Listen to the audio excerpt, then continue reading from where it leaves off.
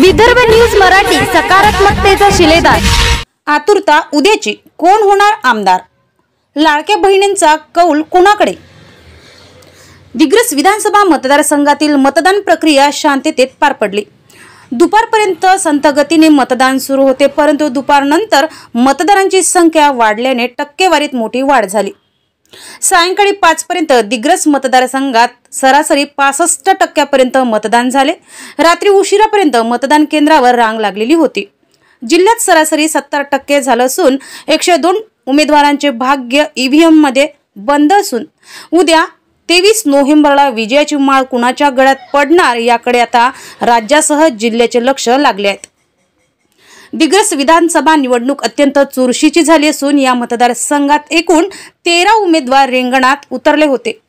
त्यामध्ये महायुतीचे उमेदवार संजय राठोड व महाविकास आघाडीचे उमेदवार माणिकराव ठाकरे यांच्यात थेट लढत पाहायला मिळाली असून या दोन्ही दिग्गज नेत्यांमध्ये 2004 मध्ये लढत झाली होती, तेव्हा माणिकराव ठाकरे यांना पराभवाचा सामना करावा लागला होता।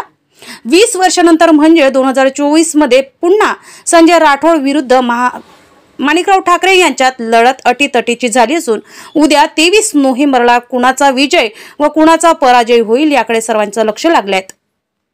या चढाओढीत कोणता उमेदवार आपल्या समाजाचे मतदान घेऊन विजयी होणार की त्यांच्या मतांचा दुसऱ्या उमेदवारांना तर फायदा होणार नाही, असे तर्कवितर्क लावले जात आहे। निवडणूक अतिशय रंगतदार स्थितीत दाखल झाली होती। ठिकठिकाणी उमेदवारांचे समर्थक कार्यकर्ते आपला उमेदवार कसा निवडून येईल याबाबत जातीय समीकरण व मतांचे कसे विभाजन होणार, उमेदवार कशा पद्धतीने निवडून येईल तर प्रतिस्पर्धी उमेदवारांचा कसा पराजय होईल याबाबत घमासन चर्चा रंगत होती।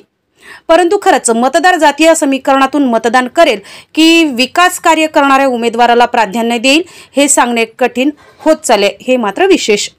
या विधानसभा निवडणुकीत लाडक्या बहिणींचा कौल कुणाकडे जाणार याकडे सर्वांचं लक्ष लागलंय। त्यासाठी आता उद्या 23 तारखेपर्यंत वाट पाहायची लागणार असून त्यानंतर आमदार कोण होणार हे स्पष्ट होईल। विदर्भ न्यूज मराठी, सकारात्मकतेचा शिलेदार।